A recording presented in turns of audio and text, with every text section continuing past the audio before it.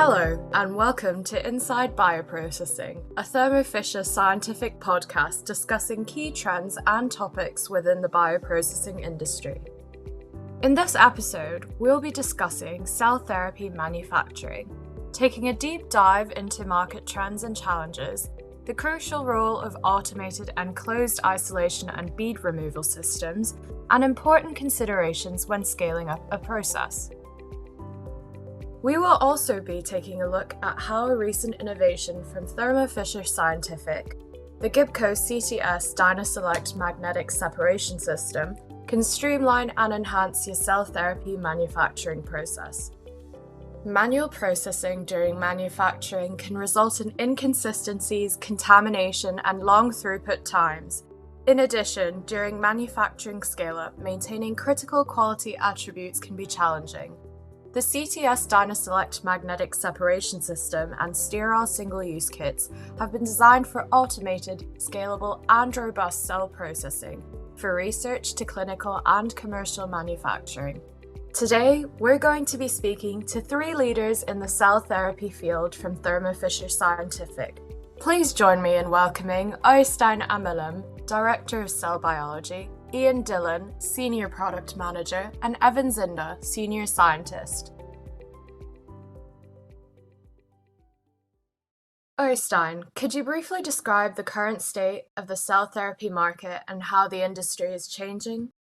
For the cell therapy market, the key driver has always been the large unmet medical needs, particularly in cancer, where 1 in 3 patients have limited treatment alternatives and poor prognosis. So if we talk about the successes, we are actually, the 5-year anniversary of the first approved CAR-T drug is coming up. August 2017, where Kymriah was launched by Novartis, followed shortly by Yescarta from Gilead. And now there are 6 approved CAR-T drugs on the market. And a few months ago, both Yescarta and Breyanzi, launched by BMS, got FDA approval for second-line treatment of large B-cell lymphoma. This is a major milestone in the history of cell therapy, achieved by Gilead and BMS respectively. But these CAR-T drugs cover only 7% of the unmet medical needs, so there is a long way to go before we can claim long-term success. So if we talk about some of the challenges in this emerging industry, the first generation of autologous CAR-T manufacturing processes are certainly characterized by multiple manual steps and very labor-intensive processes, leading up to high cost and with complex logistics. Obviously, the industry needs to transform these processes into automated, closed, and much more cost-efficient processes. The second trend in the industry is to simplify the processes, because the processes was initially developed by academic partners and transferred to the industry as academic processes mainly. So the simplification of the process has been going on now for some years, and this has led to a reduction of the process time from somewhere around 7 to 10 days to that used to be a 2 weeks process. So there is an efficiency gain there driven by the industry. Last year, we saw an example of a process that has only 2 days, where Novartis showed that they were able to exclude the expansion part of the manufacturing process and dramatically simplify the process and transfer the drug to the patients for in vivo expansion. And that point is important because it seems that the body will have the ability to further expand cells if you produce the right CAR-T drug in the manufacturing process. So this is an important milestone, again, demonstrating that we're not done with defining the drug dose and the time in manufacturing. So there's a lot of innovation taking place, and particularly driven by the pharmaceutical industry and the larger biotech companies. You mentioned the role of the biopharmaceutical industry there, but what role does academia play in the cell therapy market? Academia plays a huge role in the cell and gene therapy market. There is a approximately 50-50 split between clinical trials sponsored by academia versus the industry. And I looked up just today the number of clinical trials just in the CAR T space alone. And we see now over 700 clinical trials just for CAR T cells, which is amazing. Thank you for such a comprehensive overview. So, just moving on to the specifics of the processes themselves, Evan, I wondered if you could take us through the general steps of a cell therapy workflow and where you think DynaSelect fits into this. So after the donor or patient cells are collected via leukapheresis, traditional manufacturing workflows can then be divided into isolation, activation, gene editing, expansion, harvest, QC, and cryopreservation.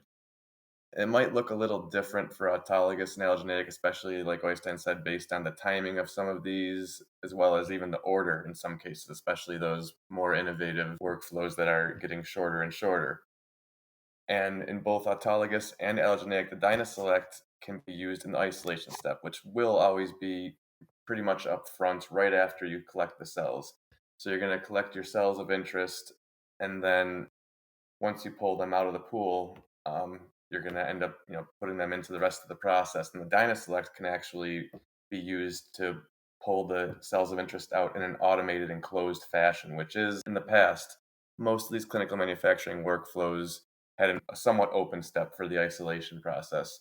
So that is huge. And then moving on, later in the workflow, after potentially, you expand the cells, you expand the cells, and you have, what looks like the dose you want.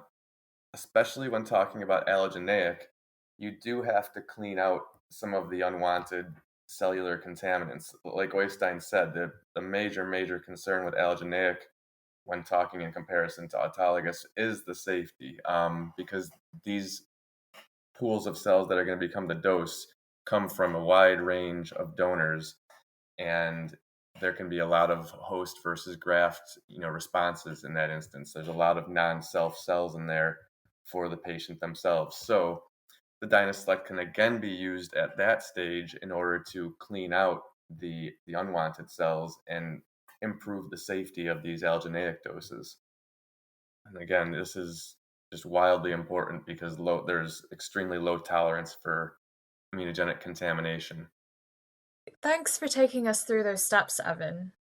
Ian, when translating these steps into actual manufacturing workflows, what are the sort of timescales that we're looking at, and how is the industry working to improve them? Great question. So if we look at the average CAR T process, as of today, it's between 7 and 10 days. 10 years ago, that would have been about 2 weeks, so 14 days. There are other steps involved, like QC, release, shipment to hospitals. That overall time, we've seen some customers have 29 days, others have greater than 50 days. So the average production time, there is a huge difference between different processes. If we look at DynaSelect specifically, that's under the cell processing bucket, and specifically cell isolation. Traditionally, there's been a focus on time to market and less so on process improvement. So in order to drive down those production times, we have to identify the challenges in the industry. And what biopharmaceutical organizations are looking at their suppliers to do is provide products that are going to resolve some of those challenges. In terms of DynaSelect affecting the time scale, anytime you can increase speed, provide automation, and have efficiencies, that's going to drive down that overall time. We have seen customers that have used the DynaSelect, their existing process would have been 120 minutes for bead removal. With DynaSelect, we were able to get that down to 25 minutes, and that was just with hitting a button. For cell isolation, existing processes would have been 3 to 4 hours, and with DynaSelect, we were able to bring it down to around 90 minutes. So, Evan, Ian just outlined some of the huge strides that the industry has made in recent years. But what do you think some of the main challenges are for cell therapy developers? Two overarching themes keep coming up, in our answers in cell therapy, and that's safety and cost. So those are probably the umbrella challenges for the whole field. And closed operation, automation, and scalability are three really, really prominent strategies to overcome these hurdles. These three, closed operation, automation, and scalability, can lessen the need for manual intervention, and they can help you produce larger off-the-shelf batches in the case of allogeneic. And this can then reduce human error and shorten the process, thereby reducing production failure rates and lowering the costs. As far as some challenges that even go maybe a lower level, and I guess these would almost fall into the current state of the cell therapy and where people seem to be trying to head, sensing and predictive analytics like checkpoint monitoring will also lead to higher success rates. And we see a lot of people trying to incorporate these into their workflows right now. It's not quite perfected, but it's coming pretty quick. So this will, again, allow for really high success rates, drive down costs, and eliminate those avoidable and costly human errors. And then we can also start to almost put these into the allogeneic and autologous buckets as well. So one thing we haven't really touched on yet, another theme kind of going on in the field is, especially for autologous, is people tend to be trying to decentralize production, similarly for autologous, and scale down. So we talk about scalability and we think scaling up most of the times when we talk about allogeneic, but for autologous, people seem to be trying to scale down a little bit, and they want to produce these in a decentralized manner to move production closer to the point of care. This will eliminate the need for complex logistical problems. Basically, some of the different shipping across borders or even shipping in general brings up a lot of extra QC and a lot of extra logistics and cost. So you see cost and safety just constantly popping up. Major challenge is just some of these groups that are trying to shorten the workflows down to really, really small timelines, potentially 1 or 2 days. And this actually takes advantage of the body's natural ability to nourish and expand youthful cells. So it's very innovative, it's very intelligent, but there are tons of challenges that come along with it in order to create cells that are going to be able to be efficacious in such a short period of time, and then also trust that once they're in the body, you will get the dose eventually. We mentioned earlier the need for effective cell isolation, and bead removal is something else that developers need to consider. Øystein, just how important are these factors for the success of a workflow? The reality of dealing with primary cells is that you are starting with an apheresis product, and that contains naturally many different immune cells and other cell types. And therefore, there is always a need to isolate the desired cell of interest. As a consequence, cell isolation has always been a very, very important part of the manufacturing workflow, and also defining the start material that are so important for the success of each production. Particularly in the autologous space, there are great variability in the composition of cells in the starting material as a consequence of course, of people having a different set of cancers in different set of stages. Will influence heavily the composition of the immune cells, and thereby create quite a challenge for manufacturing people to be able to validate the process where the starting material is extremely diversified. So this also gives technology developers quite a challenge to find a way to consistently pull out the right cells and be able to with great precision. Drug developers also appreciate to use different subsets within, if we talk about T cells, within a T cell space. So some will use double positive CD3, CD28 cells, some will use CD4 and CD8 cells, some will use regulatory T cells. There are cells called TILs and MILs, describing cells that are taken from the site of the tumor in the body. And there's also gamma delta T cells. So there's a variety of different cell types within the T cell pool. And as people prefer to have different choices of starting material, there is a need to have a system to isolate and automate this part of the process.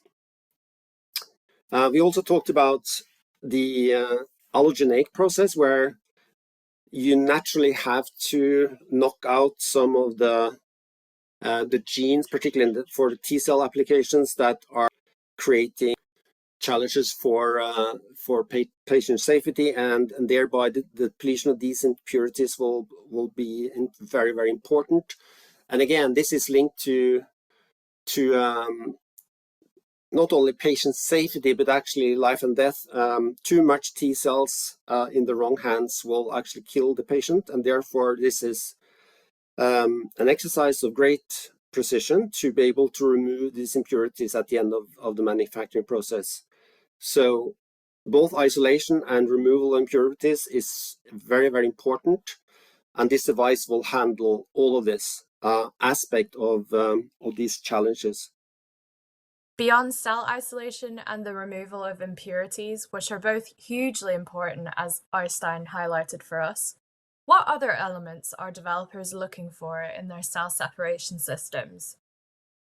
So for one, price. It's not only a price of an instrument, but the consumables and the time. So factoring all those in, there are instances where initially when you're starting off a project, price isn't the biggest factor, but as you go further along towards clinical manufacturing, you're going to start looking to identify some cost savings there. So if you can find a solution that is cost effective initially, that's going to drive the decision making there. The other factor is easy use. You want consistent results that are the same between a newer employee and a highly trained operator. And part of that's automation. So having the ability to set it and forget it, hit a button and go, and you get the same results, that's critical. Other areas of ease of use is, building protocols. How easy is the interface of the system? Being able to modify protocols as you're in PD, as well as the consumables, setting it up and connect the consumable to the instrument. One more I'll throw out there is the scalability. So future-proofing your instrument. Future-proofing the scale up and scale down. Evan highlighted that, but also identifying the organization or the supplier you're working with. If something goes wrong, how easy is it to resolve those issues? All those factors come into play when identifying a system. But I think another thing that people are often really interested in is the ability to integrate new systems into their existing workflow or into any future workflows. And that's both in terms of physical integration as well as digital, like software integration.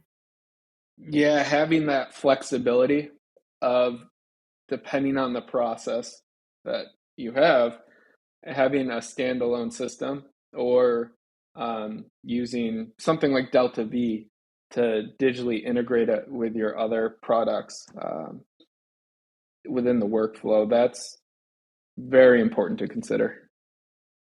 Based on the factors that Ian and Evan outlined, Øystein, what do you think are the key considerations when a developer scales up or down their cell therapy workflow?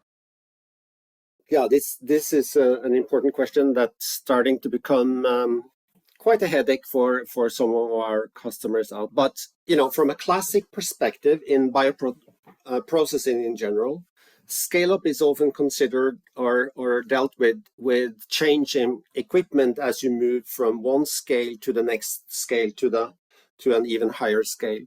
So normally you have a family of equipments that you use in that scale up strategy. That's classic in expansion. Took upon us a challenge to say, hey, is it possible to isolate cell with one device that can handle a volume going from small autologous volumes that could be much less than a liter per batch up to allogeneic volumes that could be 10, 20, 30, 40 liters with one device. That is quite a challenge, and the way we have done that is to use the concept of continuous processing in order to be able to deal with unlimited amount, or at least close to unlimited amount of volumes in the manufacturing process. So we can go from a small T-reg based process where you deal with milliliters all the way up to an iPSC based allogeneic system where you probably are working in the 50 liter scale or more. Of course, you have to have single-use components, bags that are scaled accordingly. So you close up your system by using different sizes of bags, single-use systems to be able to achieve that goal. But the instrument is designed to be able to flexibly be used with different volumes of single-use, so you can handle both small and high volumes in your process. The other consideration is, of course, the consumables, meaning in this case, the beads and how it works in that device in different volume scenarios. And you might think that, oh, that's easy. You just scale up your process and then you should be good to go. But I can tell you that designing consumables, beads, antibodies that work specifically in very different volume environments is quite challenging. So in order for this to be hand in glove, you really need to be able to do both of these developments together. And one of the benefits of working with the Thermo Fisher system is that you have both the whole system, the device, the consumables, everything is done with the same R&D people. So that means that you design in all these different aspects of the technologies together in order to bring a system to market that works. And so the goal is, in short, for us, is to use one device and the same set of consumables just by varying the single-use component. And then we can actually handle all these different volume requirements in the market. That's ambitious, but I think we have done a nice job to achieve that goal. So clearly, DynaSelect can bring a lot of benefits. How can developers and manufacturers go about integrating separation systems into existing processes? So first of all, the main goal for us going to market is to have a standalone device that fully operates on its own. The second goal we have is to be able to say, hey, we would like this device to be able to be so flexibly designed so it can fit to any workflow that exists out there, regardless of what you are using upstream or downstream in your process. That means that we are not Thermo Fisher centric in terms of speaking between the DynaSelect device or any neighbor device in the workflow. It could come from any company as long as we can handle the digital integration, which is complex because there are some limitations, but in essence, this is doable in most cases. We want this device to be able to speak to any other devices that will be either the upstream neighbor or the downstream neighbor in the process. Our second innovation step would be to fully integrate all the devices that Thermo Fisher develop and manufacture. And we will do this by having standalone devices that eventually we will be able to speak together through the Delta V system as Ian described earlier. The Delta V system will enable the full workflow integration of all devices throughout the entire workflow. The long-term ambition is to be able to control a whole plant where you have multiple processes going on at the same point in time, which needs a high level of data oversight. This can also be controlled by Delta V in order to oversee a complete facility and all the processes going on and be able to document electronically all the activities in each of these processes. That will be a facility design integration, which will be our long-term goal. So I talked about the software and the physical integration. The physical integration will obviously be the single-use component.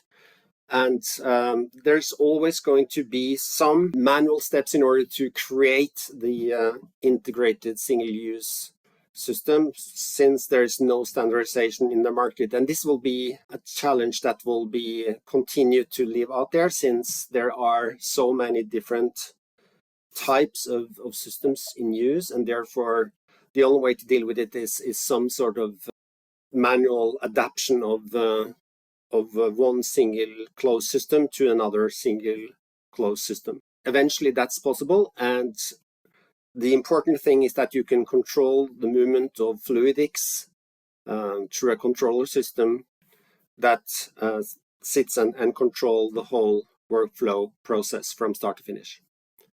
So that means both physical and digital integration is possible and part of our program going forward. Well, I think that's a great place for us to end this discussion.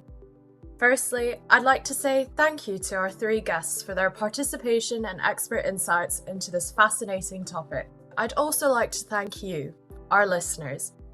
If you'd like to learn more about the Gibco CTS DynaSelect magnetic separation system, please visit thermofisher.com/DynaSelect or reach out to a Thermo Fisher Scientific representative.